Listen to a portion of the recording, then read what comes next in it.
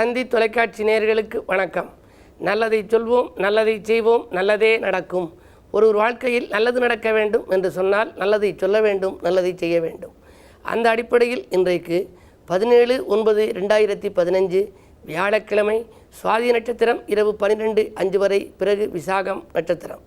இன்றைக்கு ஒரு அற்புதமான நாள். ஸ்ரீ விநாயகர் சதுர்த்தி என்று நாட்காட்டியிலே குறிப்பிட்டிருப்பதை பார்த்திருப்பீர்கள். ஆனைமுகனுக்கு உகந்த அற்புதமான சதுர்த்தி நாள் இன்றைக்கு ஒவ்வொரு ஆனைமுகன் சன்னதியிலும் லட்சக்கணக்கான கூட்டம் வந்து அலைமோதும்.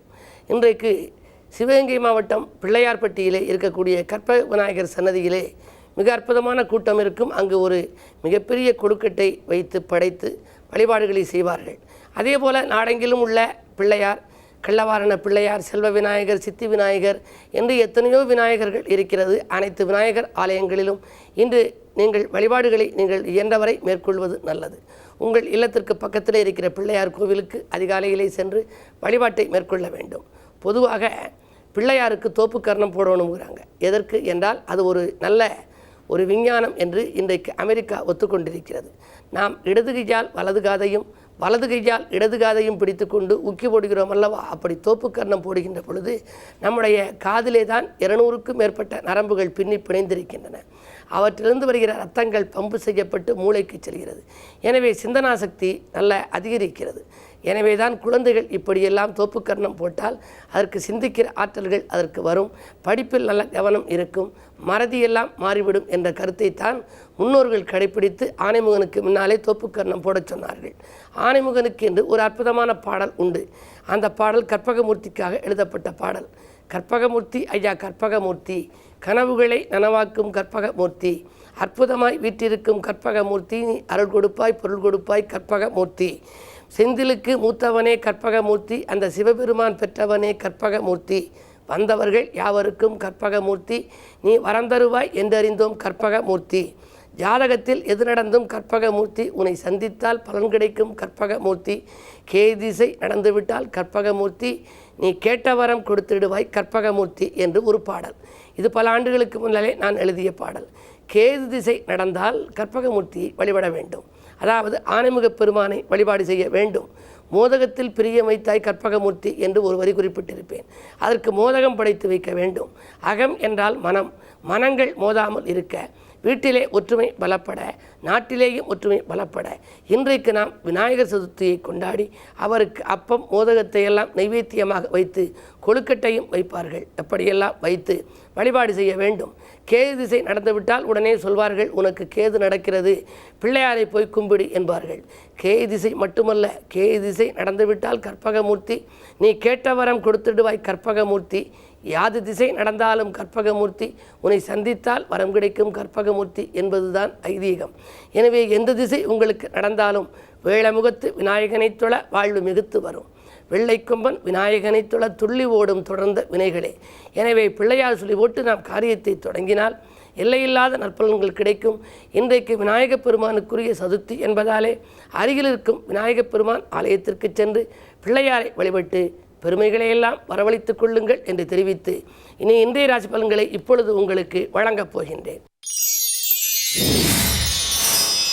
மேசராசி நேயர்களே, நம்பிக்கைகள் நடைபெறும் நாள். நம்பிக்கைகள் நடைபெற நீங்கள் தும்பிக்கையானை வழிபட வேண்டிய நாள் என்று கூட சொல்லலாம். நண்பர்கள் உங்களுக்கு நல்ல தகவல்களை கொண்டு வந்து சேர்ப்பார்கள். இடமாற்றம் பற்றிய இனிய தகவல் வந்து சேரும். ஆரோக்கியம் சீராகி ஆனந்தப்படுத்தும். பண தேவைகள் உடனுக்குடன் பூர்த்தியாகும். பாராட்டு மழையில் நனைவீர்கள். ரிஷபராசி நேயர்களே, விரயங்கள் கூடுதலாக இருக்கும் நாள். வீடு மாற்றம், நாடு மாற்ற சிந்தனைகள் மேலோங்கும். சகாயஸ்தானத்தில் சுக்கிரன் இருப்பதால் பெண்வெளி பிரச்சனைகள் அகலும். பிள்ளைகள் நலன்கிறது எடுத்த முயற்சிகளிலும் வெற்றி உண்டு. மிதுனராசி நேயர்களே, திடீர் மாற்றங்களால் திகைப்படைகின்ற நாள். தித்திக்கும் வாய்ப்புகள் உங்கள் வீடு தேடி வரப்போகின்றது. எடுத்தோம் முடித்தோம் என்று எந்த காரியத்தையும் செய்து முடிப்பீர்கள். சூரிய பலம் நன்றாக இருப்பதால் அரசு வழி தொல்லைகளிலிருந்து விடுபடுவீர்கள். அரசியல்வாதிகளாலும் உங்களுக்கு ஆதாயம் கிடைக்கும். கடகராசி நேயர்களே, உங்களுக்கெல்லாம் வாழ்க்கை தேவைகள் பூர்த்தியாகும் நாள். வழிபாட்டில் கவனம் செலுத்துங்கள். இன்றைக்கு குரு வாரத்துக்குரிய வியாழக்கிழமை. எனவே குரு வழிபாட்டையும் மேற்கொள்ளுங்கள். ஆனைமுகப் பெருமான் வழிபாட்டையும் மேற்கொள்ளுங்கள். தொழில் மாற்ற சிந்தனைகள் மேலோங்கும். 5இல் சனி இருப்பதால் பிள்ளைகளின் கல்யாண கனவுகளை நனவாக்குவீர்கள். பிரச்சனைகளிலிருந்து விடுபடும் வாய்ப்பும் உண்டு. சிம்மராசி நேயர்களே, உங்களுக்கெல்லாம் செல்வச் செழிப்பு மேலோங்கும் நாள். தொட்ட காரியங்களில் வெற்றி கிடைக்கும். துணையாக இருப்பவர்கள் தோள் கொடுத்து உதவுவார்கள்.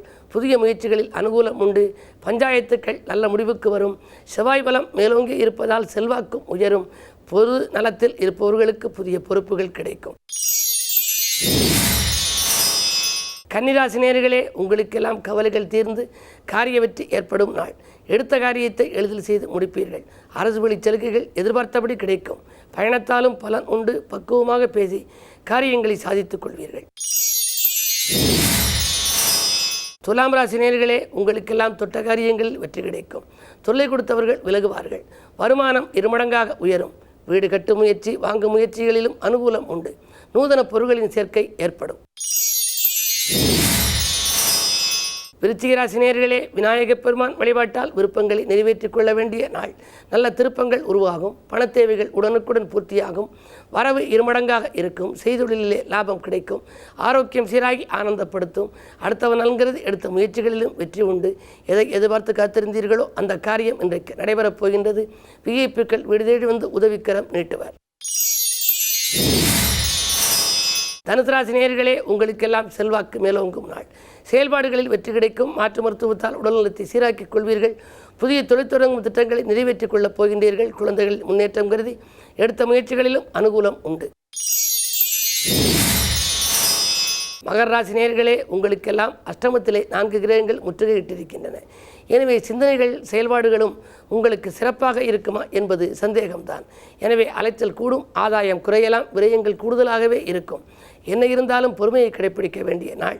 இன்றைக்கு விநாயகப் பெருமானை வழிபாடு செய்து காரியங்களை தொடங்குங்கள். தொழிலில் இருப்பவர்களை யாரையும் நம்பி எதையும் செய்ய வேண்டாம். பஞ்சாயத்துக்கள் கூட இழுபறி நிலையில் தான் இருக்கும். இந்த நாளை இனிய நாளாக அமைத்துக்கொள்ள அமைதியை கடைப்பிடியுங்கள். ஆலய வழிபாட்டை மேற்கொள்ளுங்கள். கும்பராசி நேயர்களே, உங்களுக்கெல்லாம் வாகன மாற்று சிந்தனை மேலோங்கும் நாள். இருக்கும் வாகனத்தை கொடுத்துவிட்டு புதிய வாகனங்கள் வாங்கும் எண்ணம் மேலோங்கும். இடமாற்றம் ஊர்மாற்றங்களில் உங்கள் மனம் லயிக்கும். அரசியல் ஈடுபாடு கொண்டவர்களுக்கு ஆதாயம் தரும் தகவல் ஒன்று வரப்போகின்றது. தொழில் மாற்ற சிந்தனைகளால் உங்களுக்கு நன்மை கிடைக்கும். பாக பிரிவினைகள் சுமூகமாக முடியும். மீனராசி நேயர்களே, உங்களுக்கு சந்திராஷ்டமம். தொட்ட காரியங்களில் வெற்றி கிடைக்க இன்றைக்கு விநாயகப் பெருமானை வழிபாடு செய்யுங்கள். தொல்லைகளிலிருந்து விடுபட அருகில் இருப்பவர்களை அனுசரித்துக் கொள்ளுங்கள். கொடுக்கல் வாங்கல்களில் கொஞ்சம் விழிப்புணர்ச்சி தேவை. குழப்பங்கள் அதிகரிக்கும். கூட இருப்பவர்களை நம்பி செயல்பட வேண்டாம். என்ன இருந்தாலும் தொழில் முன்னேற்றத்திற்காக எடுக்கும் முயற்சிகளை ஓரிரு நாட்கள் ஒத்திவைப்பதுதான் நல்லது. இன்று ஆலய வழிபாட்டால் ஆனந்தம் காண முடியுமே தவிர அடுத்தவர்களாலோ பக்கத்தில் இருப்பவர்களாலோ எந்த ஆதாயமும் கிடைக்குமா என்பது சந்தேகம்தான். உழைப்புக்கேற்ற பலன் கிடைப்பது அரிது. வரவை காட்டிலும் செலவுகள் கூடலாம். மாலை நேரத்தில் மகிழ்ச்சி பயணம் உண்டு. மேலும் விவரங்கள் அறிய தினத்தந்தி படியுங்கள்.